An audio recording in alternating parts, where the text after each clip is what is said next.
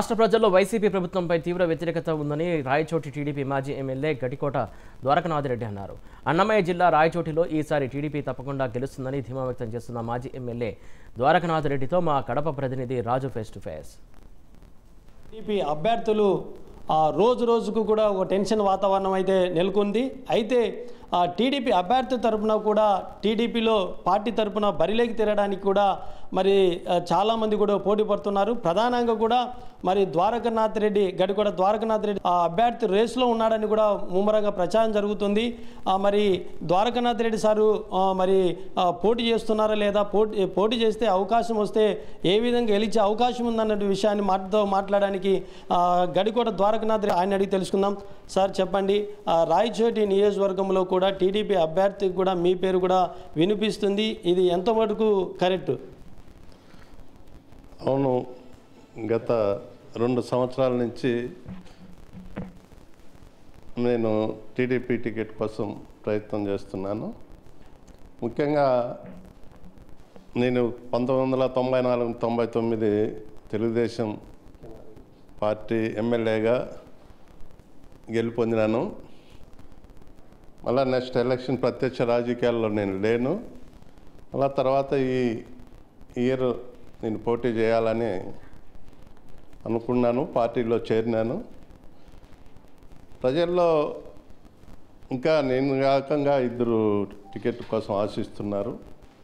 ఎవరికి వచ్చినా పార్టీ పనిచేసి ఇక్కడ రాయచోట్ల ఈసారికి తెలుగుదేశం శాసనసభ్యుని ఎన్నుకోవడం ఖచ్చితంగా జరుగుతుంది.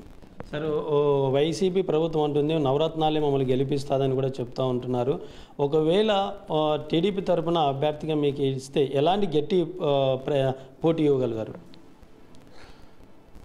పథకాలు అనేటివి ప్రతి పార్టీ దాదాపు గత ఎన్నో సంవత్సరాలుగా కాంగ్రెస్ పార్టీ ఎన్నో పథకాలు పెట్టి ఇందులో ఉన్నప్పటి నుంచి ఎన్నో పథకాలు పెట్టినారు. పథకాలు పెట్టినంత మాత్రాన ఆ పార్టీనే గెలుస్తుందనేది కరెక్ట్ కాదు. ఏ పార్టీ వచ్చినా కూడా పథకాలు వాళ్ళ మేనిఫెస్టోలో పెడతా ఉండరు. అవి ఎవరికి అనుకూలంగా పబ్లిక్ రిసీవ్ చేసుకుంటారో వాళ్ళకి వేస్తూ ఉండరు. నవరత్నాలు అనేది ఒకటే కదా, దానికన్నా మంచి పథకాలు చంద్రబాబు గారు కూడా ఈ మేనిఫెస్టోలో పెడుతున్నారు.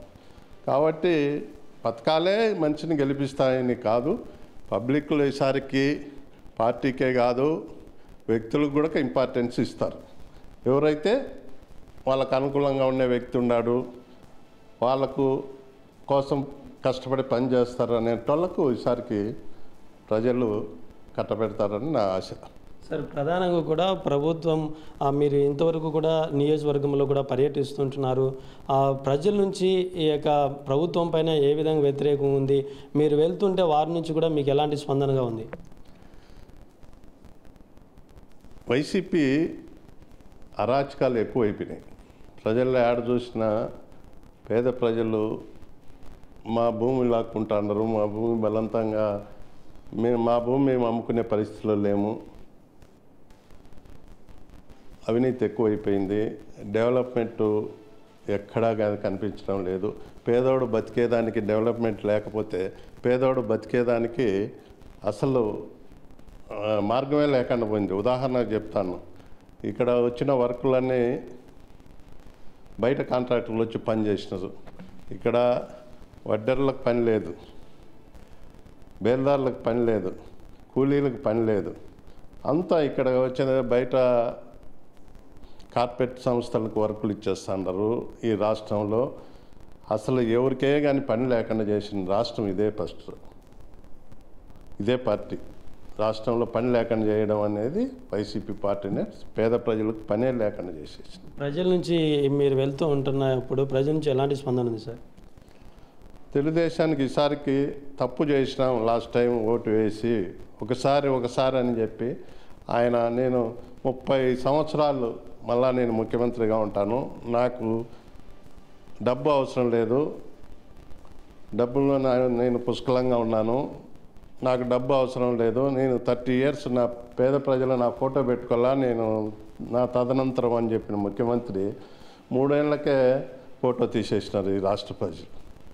ఈసారి తిరిగి తెలుగుదేశమే కావాలా, చంద్రబాబు నాయుడు వస్తేనే సీనియర్ పాలిటీషియను, ఆయన అయితేనే మన రాష్ట్ర అభివృద్ధి చెందుతుంది, మన రాష్ట్రానికి మేలు జరుగుతుంది. ఇప్పుడు విభజించిన రాష్ట్రం డివైడ్ చేసినాక ఇంకా అదో గతికి పాలైపోయింది. ఎక్కడ మన రాష్ట్రం అని చెప్పుకునేదానికే లేదు. ఏ ఊరికి పోవాలా మన రాష్ట్ర హెడ్ ఆఫీస్కి అనేది కూడా లేదు. ఎక్కడ చూసినా ఒక బిల్డింగ్ లేదు ఆఫీస్కు. ఇంతవరకు పర్మనెంట్ బిల్డింగ్ అట్లా మన రాష్ట్రంలో క్యాపిటల్ లేదు. ఈ విధంగా వైజాగ్ విజయవాడనే 5 ఏళ్ళు గడిపేస్తుంటారు. కాబట్టి మన రాష్ట్ర ప్రజలందరూ మార్పు కోరుకుంటారు.